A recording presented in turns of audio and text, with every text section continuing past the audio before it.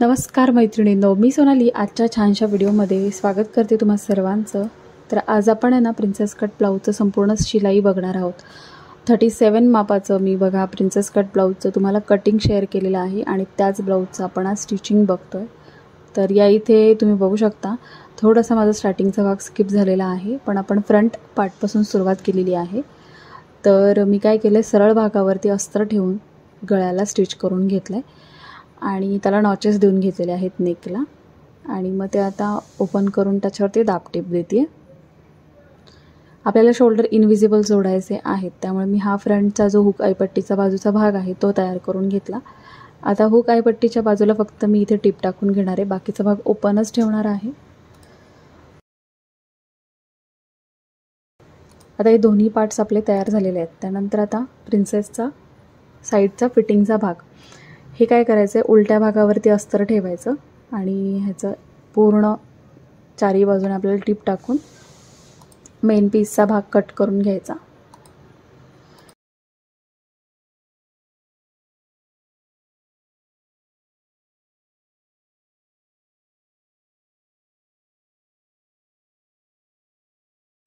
अशा पद्धतीने आपले फ्रंटचे पार्ट तयार झालेत। आता आपण घेणार आहोत स्लीव्स करायला बाही। तर बाही इथे थोडीशी कमी पडत होती मला, जसे की मी तुम्हाला कटिंगच्या पार्टमध्ये सांगितलंच की खूप क्रॉस फॅब्रिक होतं, तर मी इथे थोडासा जॉईंट देते। जॉईंट देऊन झाल्यानंतर सरळ जे फॅब्रिक आहे मेन फॅब्रिक ते सरळ ठेवायचं आणि त्यावरती अस्तर ठेवलंय। बॉटमला 1/2 इंच स्टिच टाकून अस्तर ओपन करून त्यावरती दाबटीप द्यायची, जेणेकरून तुमचं अस्तर जे आहे ते मेन पीसमधून बाहेर दिसत नाही अशी दाबटीप दिल्यामुळे। आणि आतल्या बाजूला दुमडून चारही बाजूला पूर्णपणे टिप टाकून घेतली। याच पद्धतीने मी दोन्ही बाही तयार करून घेतलेल्या आहेत। दोन्ही बाही व्यवस्थित तयार झालेल्या आहेत। आता आपण बॅक पार्ट तयार करूयात। आता बॅक नेक जो आहे तो सिंपल आहे, तर इथे मी अगोदर अस्तरवरती बॅक पार्ट कट करून घेते, कारण आपल्याला नेक डिरेक्टली आपण उलटवून घेणार आहोत। तर गळारुंदी मी इथे 2.25 घेतलेली आहे आणि उंची मध्ये 1/2 इंच वाढवले। बॉटमला 2.5-3 गळारुंदी तुम्ही घेऊ शकता। गोलगळ्याचा आकार दिला आणि तो अस्तरवरतीच मी कट केला। आणि आता मेन फॅब्रिक जे आहे बघा, सुळसुळतं फॅब्रिक आहे, त्यामुळे खूप केअरफुली शिवावं लागतं। इथे चेक केलं मी, सरळ भाग वरती ठेवला आणि त्यावरती अस्तरचा भाग ठेवला आहे आणि त्याला मी पिना लावून घेतला जेणेकरून सरकू नये। आणि आता गळ्याला 1/2 इंच मार्जिन कवर करून मी टिप टाकून घेतली। त्यानंतर मधला जो गळ्याचा भाग होता तो कट केला आणि नॉचेस देऊन आता हे मी उलटवते। उलटवल्यानंतर काय करायचं, याला दाबटीप द्यायला बिलकुल विसरायचं नाही, जेणेकरून मी तुम्हाला नेहमी सांगते आतला अस्तरचा भाग तुमचा बाहेर दिसत नाही, गळ्याला इतकी छान फिनिशिंग येते। तर मी दाबटीप टाकून घेतलेली आहे, पण आता लगेचच इथे मला काय करायचं आहे, बॉटमला पण फिनिशिंग द्यायचं आहे। नाही तर तुम्ही कमरपट्टीसुद्धा लावू शकता, पण मी काय केलं, आता पुन्हा जसं होतं तसं म्हणजे सरळ भागावरतीच अस्तरचा भाग अशा पद्धतीनेच ठेवलं, सुरुवातीला जसं ठेवलं होतं, आणि 1/2 जो इंचाचा भाग आहे खाली त्याला टिप टाकून घेतली आणि टिप टाकल्यानंतर तो आतून मी उलटवून घेतला भाग आणि मग त्यावरती बाहेरच्या बाजूने मी दाबटीप देऊन घेतली। तर अशा पद्धतीने गळा आणि बॉटम तयार झाला। आता राहिला साईड पार्ट, तर अगोदर मी गळ्याला वरून एक दाबटीप देते, म्हणजे फॅब्रिकला कुठेतरी फुगा येणार नाही, आणि त्यानंतर साईड पार्ट जोडून घ्यायचे आणि एक्स्ट्रा फॅब्रिक कट करून टाकायचं। हे झालंय। आता त्यानंतर मी टाकते टक्स। तर पाठीमागचे टक्स कसे टाकायचे तुम्हाला माहिती आहे, मध्यात फोल्ड करायचं किंवा शिलाई मार्जिन सोडायचं आणि मध्यामध्ये फोल्ड करून त्याचा सेंटर काढून त्यावरती टक्स टाकायचा। ब्लाऊजची उंची 14 इंच आहे, त्यामुळे मी टक्सची उंची 4.5 घेतलेली आहे तयार, आणि रुंदी 1 इंच आपण जेवढी शिलाईमध्ये घेतो तेवढीच। दोन्ही साईडला व्यवस्थित टक्स टाकून घेतले। आता आली मेन गोष्ट म्हणजे फ्रंट पार्टची। तर आता इथे मी तुम्हाला म्हटले जसं की शोल्डर मला इनविजिबल जोडायचे असतात, तर मी त्याच पद्धतीने जोडते बघा। फ्रंट पार्ट घेतलाय अस्तर आणि मेन फॅब्रिक ओपन केलं, त्यामध्ये बॅक साईडचा शोल्डरचा भाग ठेवला आणि अस्तर त्यावरती दुमडून घेतलं आणि शोल्डरला टीप टाकली. शोल्डरला नेहमी अर्धा इंच सरळ कवर करायची आणि 2 टिपा टाकायच्या. आता हे ओपन केल्यानंतर बघा शोल्डरला सुंदर असं फिनिशिंग येतं आणि आतल्या बाजूला जे 1/2 इंच शिलाई मार्जिन बिलकुल ते विजिबल होत नाही, म्हणजे दिसत नाही. तसंच मी दुसऱ्या शोल्डरला पण केलं. अस्तर आणि मेन फॅब्रिक ओपन केलं आणि दोन्हींच्या मध्ये मी बॅक साईडचं पार्ट ठेवलेला आहे. टिप टाकून घेतली, ओपन केलं.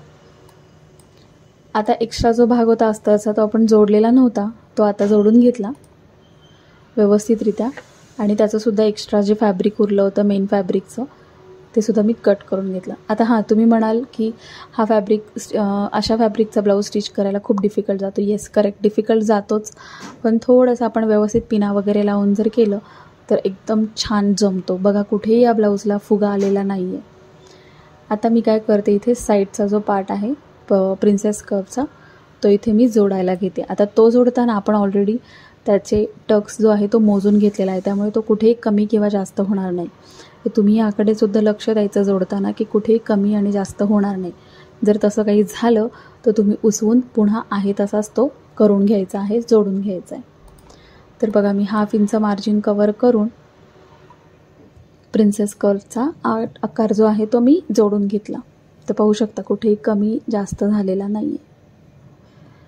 आता मधला टक्स हा ऑप्शनल आहे, मध्ये तुम्हाला टक्स घ्यायचा असेल तर घ्या. जर तुम्हाला हुक पट्टी छोटी हवी असेल तर मध्ये टक्स घ्या, जेणेकरून पफ पण छान येतो. तर मी ती पट्टी आहे मध्ये दुमडली आणि दोन्ही बाजूला 4 टक्समध्ये आपण 1/2 इंचाचा टक्स टाकतो, तसा मी टोटल अर्धा इंचाचा टक्स टाकला. येस, आता सेम त्याच पद्धतीने मी दुसऱ्या बाजूला पण प्रिन्सेस कटचा आकार जोडून घेते आणि मध्ये सुद्धा हुक पट्टीला मी टक्स टाकून घेते. आता फ्रंट पार्ट पण आपला व्यवस्थित तयार झाला आहे. आता इथे हुक तयार करायचं. जसं की हुक पट्टी मी ब्लाऊजच्या उजव्या बाजूला लावते, बाहेरून आतल्या बाजूला दुमडून घेतलं फॅब्रिक आणि मी हुक पट्टी तयार करून घेतली. सेम लूप पट्टी पण तशीच करायची. लूप पट्टी आतून बाहेर फोल्ड करायची. आता मी इथे मेन फॅब्रिकची नाही बनवली, अस्तरचीच बनवली, ती जरा कम्फर्टेबल जाते आणि स्टिच करताना तसंही ह्याचं फॅब्रिक उरलेलंच नाही आहे, त्यामुळे ते लावणं शक्य नव्हतं. आता बॉटमला सुद्धा मी अस्तर जोडणार आहे. बॉटमला आपल्याला इथे कमरपट्टी जोडायची आहे. तर त्या अगोदर आपल्याला बॅक पार्टचे साईड पार्ट आणि फ्रंट पार्टचे साईड पार्ट चेक करून घ्यायचे किती कमी जास्त होतात आणि त्या पद्धतीने स्टिच टाकायची. तर मी इथे जोडून घेते. बघा 1.5 इंच उंचीची पट्टी काढली आणि ती आतल्या बाजूला व्यवस्थित दुमडून घेते. हुक पट्टीच्या बाहेर आपल्याला मार्जिन सोडायचं, म्हणजे त्या साईडला आपण फिनिशिंग देऊ शकतो. दोन्ही साईडला मी कमरपट्टी जोडून घेतली. सो अशा प्रकारे झाला आपला फ्रंट पार्ट पूर्णपणे तयार. फ्रंट आणि बॅक एकदम व्यवस्थित चेक करून घ्यायचं, मुंढा वगैरे कुठे कमी जास्त नाही झालं आहे ना उंचीमध्ये वगैरे. आता त्यानंतर मी घेते बाही जोडायला. तर आता बाही जोडताना डावे आणि उजवी व्यवस्थित चेक करून घ्यायची आणि मध्ये सेंटर नॉच द्यायचा आणि बाही मुंढ्याला बसते की नाही ते पहिल्यांदा चेक करायचं. तर मी सेम तसंच केलं, व्यवस्थित बसते. सो मी एक साईडनं मुंढ्याला जोडायचा सुरुवात केली.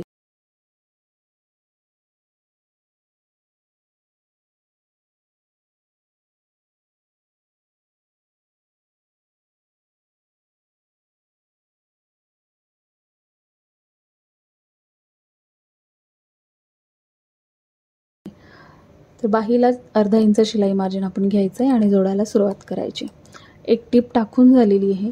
आता बाहीला कधी एका टीपवर थांबायचं नाही, 2 टीप टाकायच्या आणि दुसरी टीप टाकण्याच्या अगोदर आपल्याला इथे टच बटन पट्टी तयार करून घ्यायची, म्हणजे दुसरी टीप टाकता टाकता आपण त्याला टच बटन पट्टी जोडू शकतो.